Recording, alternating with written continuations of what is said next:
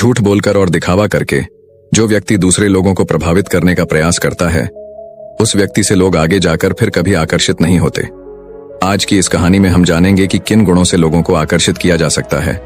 तो चलिए आज की उस रहस्यमय कहानी की शुरुआत करते हैं। कभी कभी जीवन आपको बड़ी मुश्किल में डाल देता है। ऐसे ही मुश्किल में रोहन नाम का एक युवक फंसा हुआ था। उसे अपने घर से निकले हुए बहुत समय हो गया था। कई महीने बीत चुके थे। वह अपने घर से यह कहकर निकला था कि मैं नगर में कमाने के लिए जा रहा हूं, लेकिन बहुत समय बीतने के बाद भी उसे कोई काम नहीं मिल रहा था। इसीलिए उसने निश्चय किया कि वो किसी भी तरीके से अपनी कमाई का साधन बनाकर रहेगा। उसने अपने ही जैसे 3-4 युवकों की टोली बना ली थी और उन सब ने योजना बनाई थी कि वो किसी भी धनवान व्यक्ति को बुद्धू बनाकर उसका धन उससे हासिल कर लेंगे। छल कपट, झूठ और प्रपंच, यही रोहन और उसके साथियों के हथियार थे। उन्होंने योजना तो बना ली थी, लेकिन उन्हें यह समझ में नहीं आ रहा था कि वह अपने शिकार को ढूंढेंगे कैसे और ढूंढने के बाद उसे बुद्धू बनाकर उसका धन कैसे लूटेंगे। आखिरकार उन चारों ने योजना बना ली। उनकी योजना थी क्यों किसी ऐसे स्थान पर जाएंगे जहां पर बहुत सारे अमीर लोग आते हों, और वहां पर उन अमीरों में जो भी आदमी सबसे ज्यादा दिखावा करेगा उनका शिकार वही होगा। उन्होंने नगर में एक ऐसी जगह ढूंढ ली थी जहां पर नगर के ज्यादातर अमीर लोग जुआ खेलने के लिए आते थे। उन चारों की योजना थी कि वो एक ऐसा नाटक रचेंगे जिसमें रोहन किसी नगर का महाराज कहलाया जाएगा और उसके सभी साथियों में से 2 साथी उसके अंगरक्षक होने का अभिनय करेंगे। सिर्फ रोहन ही नहीं था जो राजा होने का दिखावा कर रहा था, उसके साथ उसका दूसरा साथी भी था जो किसी दूसरे नगर का राजा होने का दिखावा कर रहा था। आखिर उनकी योजना क्या थी, यह आपको कुछ देर में पता चल जाएगा। अगले दिन से सुबह सुबह सारे लोग अपने पात्र के हिसाब से वस्त्र धारण करके उस जगह पहुंचे जहां पर शहर के ज्यादातर अमीर लोग जुआ खेलने के लिए आते थे। रोहन उस जगह पर एक नगर का महाराज बनकर पहुंचा था, जिसके पीछे उसके साथी अंगरक्षक साथ साथ चल रहे थे। सब अमीर लोगों की नजर उन पर टिकी हुई थी, क्योंकि रोहन उन सब में सबसे ज्यादा अमीर लग रहा था। उसकी वेशभूषा बेशकीमती लग रही थी, बेहद आकर्षक लग रही थी, जिससे सभी लोग उसकी तरफ आकर्षित हो गए थे। कुछ समय बाद रोहन एक ऐसी जगह पर जाकर बैठा जो सिर्फ बहुत जरूरी लोगों के लिए बनी हुई थी। जब रोहन वहां पर जाकर बैठा तो उसके अंगरक्षक वहीं उसके पास खड़े हुए थे। सब आपस में चर्चा करते हुए एक दूसरे से पूछ रहे थे कि यह किस नगर के महाराज हैं। उसी भीड़ में रोहन का एक और साथी मौजूद था। उसने उन सबको संबोधित करते हुए बताया कि रोहन किसी बड़े नगर का बड़ा महाराज है, और सब ने उसकी बात पर यकीन कर लिया।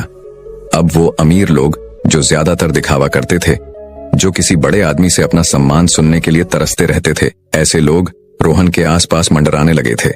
वो रोहन को किसी बड़े नगर का महाराज समझ रहे थे और वो ये सोच रहे थे कि अगर इनसे हमारा परिचय हो गया तो हो सकता है भविष्य में यह महाराज हमारे कुछ काम आ जाए।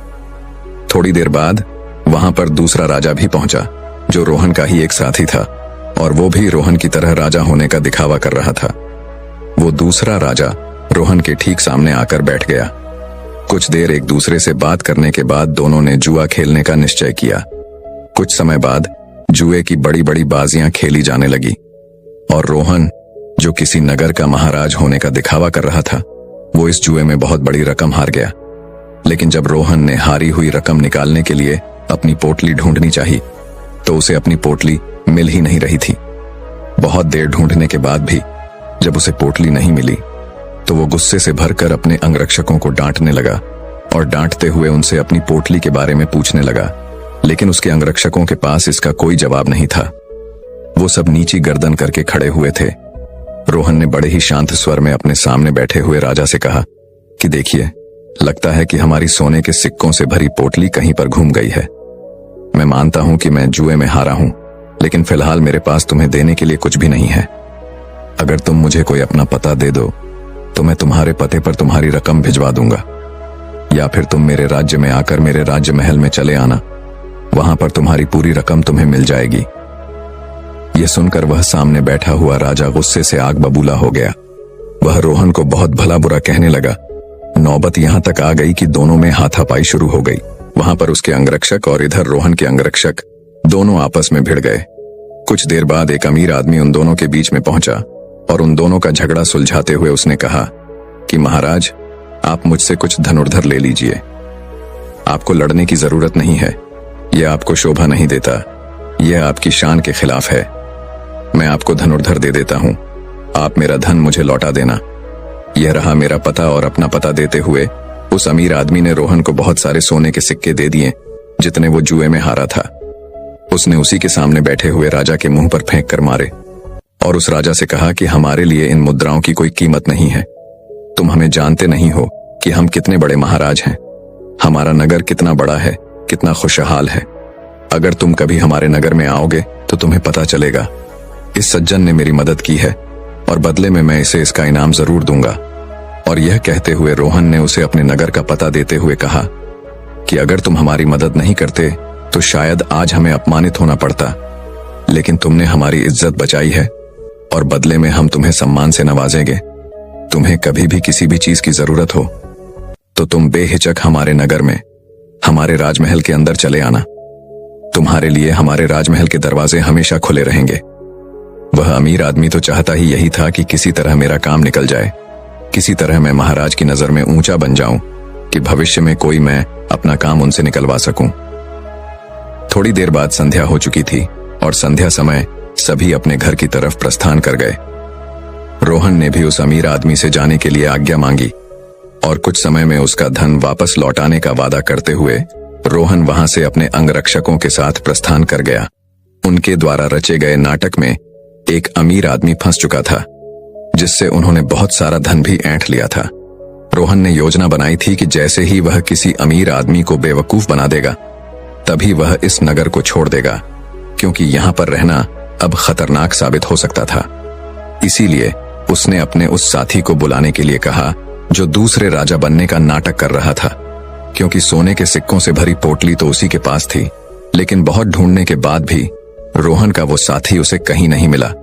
अब रोहन को आभास हो गया था कि उसके साथी ने उसी को बेवकूफ बनाया है और सारा धन लेकर वह रफ्फू चक्कर हो गया है। जब रोहन को इस बात का पता चला तो उसे बहुत दुख हुआ। उसे कोई रास्ता नहीं सूझ रहा था। बिना धन के वो इस नगर को छोड़ भी नहीं सकता था, क्योंकि कहीं जाने के लिए भी धन चाहिए था। और जिस अमीर आदमी से उसने धन उधार लिया था वह उसे इस नगर में जरूर किसी न किसी दिन पकड़ लेगा, और जिस दिन वो उसे पकड़ लेगा उसे लंबी कारावास हो जाएगी। यहां पर समझने की बात यह थी कि वो अमीर आदमी उन लोगों के बीच में दिखावा करने की कोशिश कर रहा था कि मैं राजा के कितने करीब हूं, मैं उनकी मदद करता हूं, ताकि दूसरे अमीर लोगों को यह लगे कि इसके संपर्क बहुत ऊंचे ऊंचे हैं। ये बहुत अमीर और बहुत रईस लोगों के बीच में उठता बैठता है, जिससे उसका ओहदा अपने साथियों के बीच बढ़ सके। इसीलिए उसने दिखावे की वजह से रोहन रूपी राजा को वह धन उधार दे दिया था। और रोहन तो जैसा कि आप सबको पता है वो तो इसीलिए दिखावा कर रहा था कि वो किसी को अपना शिकार बना सके। लेकिन वो कहते हैं कि जैसी करनी वैसी भरनी, दोनों को दिखावे की सजा मिली। उस अमीर आदमी का धन लुट गया और यहां रोहन को उसके साथी ने ही बेवकूफ बना दिया था। कुछ समय बाद रोहन को उस नगर के दरबारियों ने ढूंढना शुरू कर दिया, क्योंकि उस अमीर आदमी को पता चल चुका था कि उसके साथ छल हुआ है, उसके साथ कपट हुआ है, और वह किसी भी कीमत पर रोहन को ढूंढना चाहता था। इसीलिए रोहन को छुपकर जंगल के रास्ते से वह नगर छोड़कर भागना पड़ा। जंगल में छुपते छुपाते वो एक दिन एक भिक्षु की कुटिया में पहुंचा, जहां पर एक भिक्षु ध्यान कर रहा था। रोहन उस भिक्षु के चेहरे की सादगी देखकर उसकी तरफ बहुत आकर्षित हो गया। उनके ध्यान से बाहर आने का इंतजार करने लगा। कुछ देर बाद भिक्षु ने जब अपनी आंखें खोली तो उन्होंने सामने बैठे रोहन को देखा। उन्होंने रोहन से पूछा कि तुम कहां जा रहे हो और यहां पर मुझसे क्या चाहते हो? रोहन उनके चरणों में गिर पड़ा और रोते हुए उनको बोला, गुरुदेव, मैं दिखावा कर करके थक चुका हूं। मुझे कोई रास्ता नजर नहीं आ रहा। घर वालों के सामने मुझे दिखावा करना पड़ता है कि मैं नगर में कोई काम कर रहा हूं, और नगर में मैं लोगों को बेवकूफ बनाता हूं, उनके साथ छल करता हूं, कपट करता हूं। मेरा पूरा अस्तित्व दिखावे पर टिका हुआ है। कृपया करके मुझे कोई ऐसा तरीका बताएं जिससे मैं आहत की तरह सादगी भरा जीवन जी सकूं, खुश होकर, शांत होकर अपने जीवन का मजा ले सकूं। मैं थक गया हूं। भिक्षु ने मुस्कुराते हुए कहा कि सारी दुनिया दिखावा ही तो कर रही है। कोई अगर तुमसे कहता है कि तुम तो बहुत ही ईमानदार आदमी हो तो तुम खुश हो जाते हो, यह जानते हुए कि तुम एक झूठे और मक्कार आदमी हो। हर जगह, हर परिस्थिति में जब भी किसी इंसान को मौका मिलता है तो वह दिखावा करने से चूकता नहीं है। यह तुमने भी जरूर महसूस किया होगा। दिखावा करने के बाद तुम्हें तो यह लगता है कि तुम बहुत समझदार हो, तुम चालाक हो, लेकिन चालाक होने के कारण तुम्हारे जीवन की सरलता खो जाती है। तुम साधारण नहीं रह पाते, तुम हर जगह दिखावा करने की कोशिश करते हो और इसीलिए जीवन के आनंद को तुम कभी महसूस ही नहीं कर पाते। लेकिन समझने की बात यह होती है कि आदमी दूसरे के सामने दिखावा तभी करता है जब वह सामने वाले की नजर में ऊंचा होना चाहता है। अगर तुम सामने वाले से प्रभावित नहीं होते तो तुम्हें दिखावा करने की कोई जरूरत ही नहीं रहेगी, क्योंकि तुम किसी ना किसी तरह सामने वाले आदमी को आकर्षित करना चाहते हो, उसे अपनी ओर खींचना चाहते हो, और यही दिखावे का सबसे बड़ा कारण होता है। लेकिन जो इंसान तुम्हारे दिखावा करने की वजह से तुम्हारी तरफ आकर्षित हुआ है, तो कल अगर उसे तुम्हारी सच्चाई पता चलेगी तो वह तुमसे दूर भी हो जाएगा। इसीलिए दिखावा करने की वजह से अपने भी हमसे दूर होते चले जाते हैं। हमें इसका कभी एहसास ही नहीं होता और हम अकेले पड़ते चले जाते हैं। आखिरकार हम पाते हैं कि हमारे आसपास कोई भी मौजूद नहीं है जिसे हम अपना कह सकें, जिससे हम अपने दिल की बात कर सकें, क्योंकि हर इंसान के सामने हमने सिर्फ दिखावा ही किया है। लेकिन जो इंसान अपने आप को जानता है, अपने एकांत में स्थापित हो गया है, उसे किसी के आने या जाने से कोई फर्क नहीं पड़ता। वह तो बस अपनी एकांत का आनंद उठाता है। कोई आए तो ठीक और जाए तो भी ठीक। वह किसी को आकर्षित करने की कोशिश नहीं करेगा और इसीलिए उसका जीवन सरल होता चला जाएगा, साधारण होता चला जाएगा। और जितने सरल तुम बनते जाओगे उतनी ही आसानी से तुम ध्यान में प्रविष्ट हो पाओगे। जीवन एक परीक्षा है, लेकिन कुछ लोग उस परीक्षा में संघर्ष नहीं कर पाते और वो लोग एक दिखावे का रास्ता अपना लेते हैं। वो जीवन को पूरी सच्चाई से जीना ही नहीं चाहते, वो खुद की सच्चाई को भी खुद स्वीकार नहीं करना चाहते। ऐसे बहुत से लोग होते हैं जिनके अंदर बहुत सारी बुराइयां होती हैं, लेकिन वो अपनी बुराइयों को कभी खुद महसूस ही नहीं कर पाते, खुद स्वीकार ही नहीं कर पाते। उन्हें पता होता है कि उनके अंदर यह कमी है, लेकिन अहंकारवश दिखावे के कारण ना तो वो अपनी बुराई सामने वाले के सामने बता पाते हैं और ना ही उसको खुद स्वीकार करके उसको ठीक कर पाते हैं। इसीलिए सबसे पहले दिखावे की दुनिया को छोड़ो, बनावटी दुनिया को दूर हटा दो, क्योंकि जब बनावटी दुनिया तुमसे दूर होगी तो ही तुम्हारा मन स्वच्छ हो पाएगा, निर्मल हो पाएगा। और जितना मन तुम्हारा निर्मल होगा उतने ही से लोग तुम्हारे संपर्क में आते रहेंगे, और जितना कपटी तुम्हारा मन होगा तो कपटी लोग ही तुम्हें मिलते जाएंगे। हमें वही लोग जीवन में मिलते हैं जिस तरह का हमारा खुद का नजरिया होता है। अगर हमारा नजरिया शुद्ध है तो हमें शुद्ध लोग ही मिलेंगे, और वहीं पर अगर हमारा नजरिया कपट से भरा हुआ है, धोखे से भरा हुआ है, तो हमें रास्ते में ऐसे ही लोग मिलेंगे। तुम किसी को धोखा दोगे, कोई तुम्हें धोखा देगा, और यह गोला निरंतर चलता रहता है। इस चक्कर से बाहर आने का सिर्फ एक ही तरीका है, किसी को आकर्षित करने की कोशिश मत करो, किसी को भी जबरदस्ती झूठ बोलकर खुश करने की कोशिश मत करो। बस तुम अगर यह छोटा सा सिद्धांत अपना लेते हो तो तुम्हारी बनावटी दुनिया कब सच में बदल जाएगी तुम्हें पता ही नहीं चलेगा। साधारण रहकर, सरल रहकर ध्यान की गहराइयों से अपने जीवन का परिचय कराओ, तब तुम्हें जीवन के आनंद का पता चलेगा। तब तुम समझोगे कि जीवन के असली मायने क्या होते हैं। किसी को बेवकूफ बनाना, किसी को झूठ बोलना, जबरदस्ती दिखावा करना, यह जीवन नहीं है, ये कुछ और है। ये दुख है, ये संताप है, और यही दुखों का कारण है। इसीलिए तुम दुखों को काटना चाहते हो तो सबसे पहले इस पेड़ की जड़ को उखाड़ कर फेंको जो दिखावे का पौधा तुमने लगा रखा है। और यह कहकर वह भिक्षुक कुटिया के अंदर चला गया। उनके जाने के बाद रोहन ने महसूस किया कि उसके जीवन में जितनी भी समस्याएं हैं उसके पीछे मूलभूत कारण उसका दिखावा ही है। अगर वो दिखावा करना छोड़ देता है तो जाहिर सी बात है वो झूठ बोलना भी छोड़ देगा। फिर कैसी भी परिस्थिति हो वह सिर्फ सच बोलेगा, और जब सच बोलने की हिम्मत उसमें आ जाएगी तो उसका जीवन खुद ही परिवर्तित हो जाएगा। ऐसे ही विचारों में डूबा हुआ वह उस जंगल को पार कर गया। तो दर्शकों, ऐसे ही एक और मन को शांत करने वाली अगली कहानी की शुरुआत करते हैं। आनंद। क्या तुम समुद्र में उठने वाली और सागर के जल में विलीन होने वाली इन लहरों को देख रहे हो? समुद्र तट पर टहलते हुए बुद्ध ने अपने प्रिय शिष्य आनंद से यह सवाल किया और आनंद ने अपना सर हाँ में हिला दिया। अज और अमर होना जल के समान है, जन्म और मृत्यु लहरों की भांति है।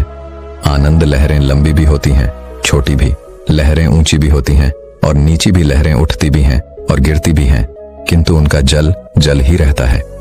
जल के बिना लहरों का बनना ही संभव नहीं। लहरें लौटकर फिर जल बन जाती हैं। लहरें जल ही हैं और जल ही लहरें हैं। हालांकि लहरें उठती और गिरती है, किंतु यदि वे समझ जाएं कि वे स्वयं ही जल हैं, तो जन्म और मृत्यु की धारणाओं से परे पहुंच जाएं। उन्हें जन्म मरण की चिंता ही न रहेगी, न भय रहेगा और न ही दुख रहेगा। आनंद को बुद्ध के पास अभी ज्यादा समय नहीं हुआ था, इसीलिए उसके मन में बहुत सारे सवाल थे। आनंद ने बड़े प्रेम से हाथ जोड़कर बुद्ध से प्रश्न किया कि ही तथागत, सुनने में तो समझ में आता है कि जीवन और मरण इन लहरों की भांति होते हैं, लेकिन इस भाव को आत्मसात कैसे किया जाए, इसको परिपूर्णता में कैसे समझा जाए, कैसे इसे हमारा मन स्वीकार करे ताकि हमारे जीवन से सब कष्ट दूर हो जाए। आपके समझाने से मेरे तर्क तो शांत हो गए, लेकिन मेरा मन शांत नहीं हुआ। आखिरकार इस मन को शांत कैसे किया जाए, इसको कैसे समझाया जाए? बुद्ध ने बड़े शांत स्वर में कहा कि हमारा मन 18 अंशों से बना होता है। इन 18 अंशों के बिना हमारे मन की कोई भी स्वतंत्रता नहीं होती। जब तुम इन 18 अंशों को भली भांति समझ लेते हो, तो तुम अपने मन के गुलाम नहीं रह जाते, तुम उसके मालिक बन जाते हो, जिसकी लगाम तुम्हारे हाथ में होती है। उसके बाद तुम अपने मन के पीछे नहीं दौड़ते, बल्कि तुम्हारा मन तुम्हारे अनुसार कार्य करता है। इन 18 अंशों में सबसे पहले 6 इंद्रियां होती हैं। 6 इंद्रियों के विषय होते हैं और इन 6 इंद्रियों के द्वारा जन्म लेने वाली चेतनाएं होती हैं। सहेंद्रियां दृष्टि, सुनने की शक्ति, सूंघने की शक्ति, स्वाद, काया, चेतना और मनुष्य। चेतना और इन इंद्रियों के विषय होते हैं रूप, ध्वनि, गंध, स्वाद, स्पर्श और चित्त के विषय। और 6 चेतनाएं जो इंद्रियों के कारण जन्म लेती है, वह इस प्रकार है: देखना, सुनना, स्वाद लेना, स्पर्श करना और समझना। इन 18 ही अंशों के बिना कोई मन नहीं होता। ये 18 अंश जन्म, मृत्यु और परिवर्तनशीलता से बंधे होते हैं। इसीलिए मैं कहता हूं कि मन नाना प्रकार की भावनाओं का एक संग्रह है, जिसकी प्रकृति ही परिवर्तनशील होती है।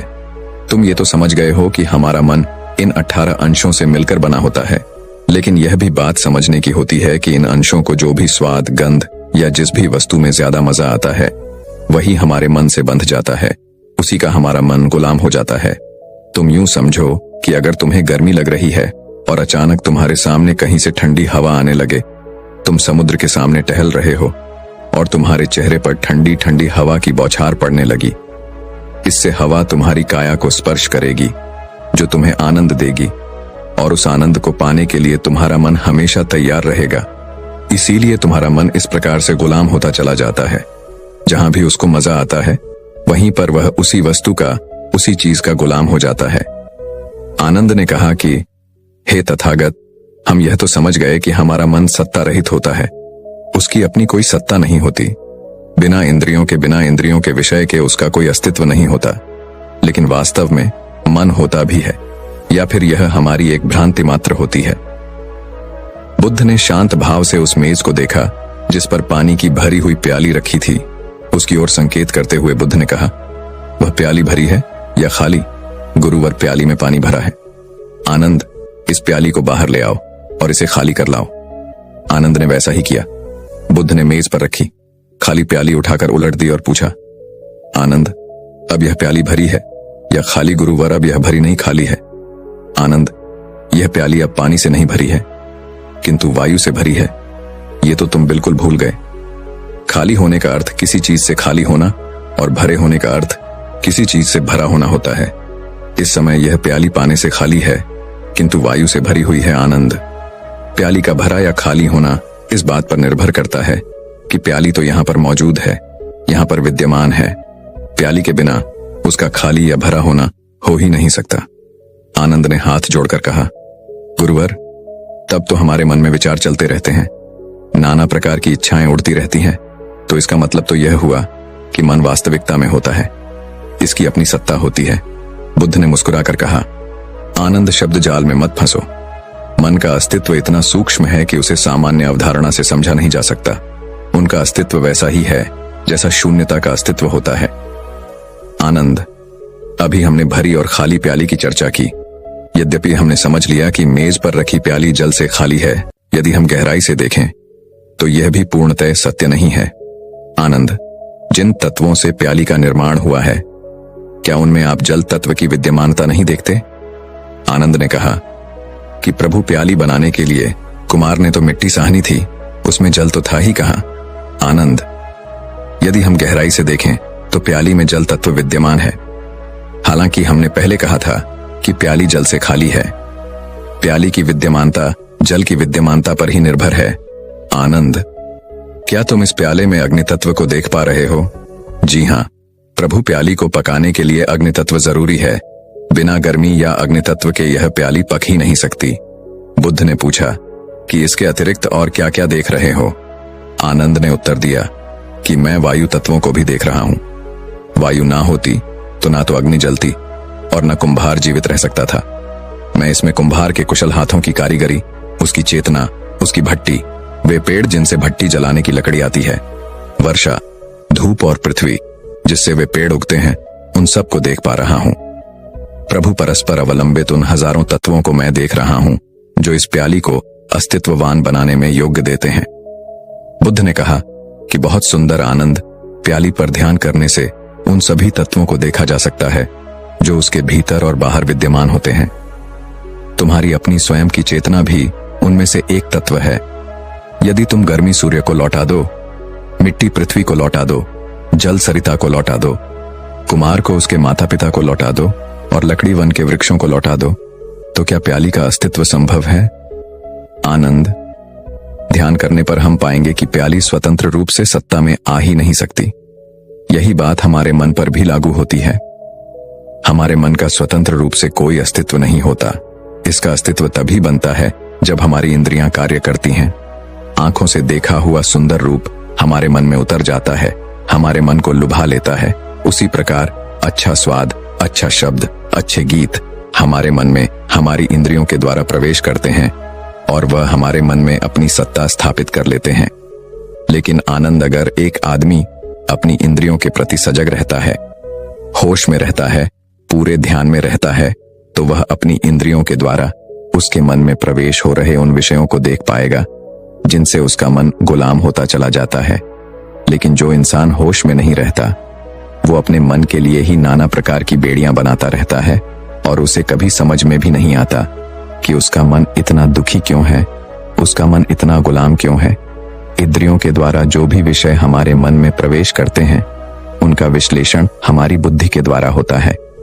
लेकिन अगर हमारी चेतना सोई हुई है तो हमारी बुद्धि व्यर्थ हो जाती है, वह बेकार हो जाती है। हमारी बुद्धिमत्ता किसी काम की नहीं रह जाती। अगर हमारी चेतना सजग है, हमारी बुद्धि जागृत है, तो हम यह देख पाते हैं और यह महसूस भी कर पाते हैं कि जीवन का कोई भी अनुभव शाश्वत नहीं रहता। वह केवल तब तक आनंद देता है जब तक उस विषय का अस्तित्व बना रहता है। उदाहरण के लिए, जब तुम कोई मीठा सेब खाते हो तो वह तुम्हें तभी तक आनंद पहुंचा सकता है जब तक तुम उस सेब को खाते रहो। उस सेब का अस्तित्व खत्म हो जाने के बाद हमारे मन के पास पकड़ने जैसा कुछ रह नहीं जाता, उसका सारा मजा खत्म हो जाता है। लेकिन समस्या यहीं पर पैदा होती है। उसकी इंद्रियां उसके मन को इस स्वाद में बांधने की कोशिश करती हैं। वह बार बार उसे याद दिलाने की कोशिश करती है कि वह सेब कितना मीठा था और इसीलिए उसका मन उस सेब को पाने के लिए बार बार लालायित होता रहता है। लेकिन यहाँ पर समझने की बात यह है कि अगर उसकी बुद्धि सजग होगी तो वह यह समझ पाएगा कि सेब का अस्तित्व हमेशा नहीं रहता, उसे मिटना ही होगा और इसीलिए हमारे मन को भी मिटना होगा, उसे शून्यता में जाना होगा। क्योंकि अगर हमारा मन अपनी इंद्रियों के विषय में एक बार बन गया तो वह हमेशा उन इंद्रियों के विषयों का गुलाम बना रहेगा। लेकिन जब एक बार मन इन इंद्रियों के विषय से आजाद हो जाता है तो मन की कोई सत्ता नहीं रह जाती। उसके बाद हमारी इंद्रियां सिर्फ अपना कार्य करेंगी, क्योंकि हमारी बुद्धि हमारी इंद्रियों के ऊपर उसकी मालिक बनकर बैठी हुई है जो उनसे कार्य करवा रही हैं। कहने का अर्थ यह है कि एक बार अगर मन मिट जाता है तो हमारी इंद्रियां सत्य की अनुभूति करती हैं। वह किसी विषय से प्रभावित होकर उसे प्रांत दृष्टि से नहीं देखती, बल्कि उसे उसी दृष्टि से देखती है, उसी प्रकार महसूस करती है जिस प्रकार उसका अपना स्वरूप होता है, अपना अस्तित्व होता है। उदाहरण के लिए, जब तुम कोई मीठा सेब खाते हो तो एक बार जब तुम्हारी जीवा उसका मीठा स्वाद छक लेती है तो उसके बाद जब भी तुम किसी दूसरे सेब को देखोगे तो तुम उसी स्वाद को याद करोगे। लेकिन जरूरी नहीं होता कि हर सेब उतना ही मीठा निकले। इसीलिए हमारी दृष्टि उस स्वाद की वजह से प्रांत हो जाती है, वो भटक जाती है और वो उस सेब को उसके असली स्वरूप में नहीं देख पाती।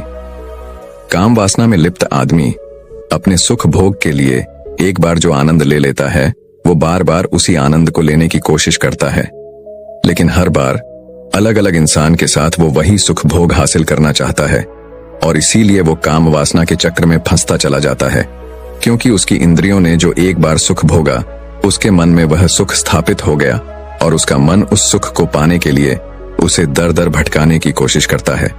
बुद्ध ने आनंद को संबोधित करते हुए कहा कि तुमने कभी भिक्षु का जीवन देखा है? उसका जीवन कितना साधारण होता है। वह साधारण खाना खाता है, साधारण बिस्तर पर सोता है और कभी कभी तो जमीन पर ही सो जाता है। ना तो वह कभी कोई राग सुनता है और ना ही कोई नया स्वाद लेने की कोशिश करता है। विषय वस्तु से हमेशा बचा रहता है और इसीलिए उसका ध्यान में जा पाना बहुत ही आसान हो जाता है। वह ध्यान की उन गहराइयों को महसूस कर पाता है और वह उस परमानंद की स्थिति को प्राप्त कर पाता है जो कोई भी विषय वस्तु उसे कभी भी नहीं पहुंचा सकती। कोई भी विषय वस्तु एक सीमित समय के लिए तुम्हें कुछ आनंद दे सकती है, लेकिन परमानंद वह होता है जो किसी भी विषय वस्तु से जुड़ा हुआ नहीं रहता, जो शाश्वत होता है, जो सत्य होता है। लेकिन वो परमानंद तभी शाश्वत रह पाता है जब हमारा मन मिट जाता है। तुमने बहुत से लोगों से सुना होगा कि इस काम में हमारा मन नहीं लगता या फिर इस काम में हमारा बहुत मन लगता है। वह वास्तविकता में जब मन मिट जाता है तो उसे हर काम में वही आनंद आता है जो उसे अपना रुचिपूर्ण कार्य करने में मजा आता है। वही आनंद वह हर काम को करने में महसूस करता है, लेकिन वो तभी संभव हो पाता है जब वो अपने मन को मिटा देता है, जब वो परमानंद की स्थिति को प्राप्त कर लेता है। और मन तभी मिट सकता है या फिर परमानंद तभी प्राप्त किया जा सकता है जब हम अपने इंद्रियों के विषयों के प्रति पूरे सजग रहें, पूरे होश में रहें। इसके बाद बुद्ध ने सभी को वो ध्यान करने के लिए कहा जिससे वो अपनी इंद्रियों के प्रति सजग हो सके। बुद्ध ने उनको बताया कि आज जब तुम ध्यान करो तो अपनी इंद्रियों के प्रति पूरे सजग रहना। तुम्हारे कान क्या सुनते हैं, तुम्हारी त्वचा कैसा महसूस करती है, और सभी इंद्रियों के प्रति इसी प्रकार जब तुम सजग रहोगे तो तुम्हें पता चलेगा कि तुम्हारे मन में विषय किस प्रकार प्रवेश करते हैं। इसके बाद बुद्ध, आनंद और उनके सभी शिष्य गहरे ध्यान में उतर गए। दोस्तों, मैं उम्मीद करता हूं कि यह कहानी सुनने से आपके जीवन में अच्छे बदलाव आए होंगे। आपको इस वीडियो से क्या सीखने मिला ये कमेंट करके जरूर बताएं और अपने परिवार, दोस्तों या आपके करीबी इंसान के साथ ये कहानी शेयर करके उन्हें भी इस ज्ञान से परिचित करवाएं। बाकी अगर आपको यह वीडियो दिल से अच्छी लगी हो तभी इस वीडियो को लाइक कर देना और आपने अब तक इस चैनल को सब्सक्राइब न किया हो तो चैनल को सब्सक्राइब भी जरूर कर देना। आपका हर दिन शुभ हो और खुशियों से आपका जीवन भरा रहे। धन्यवाद। नमो बुद्धाय।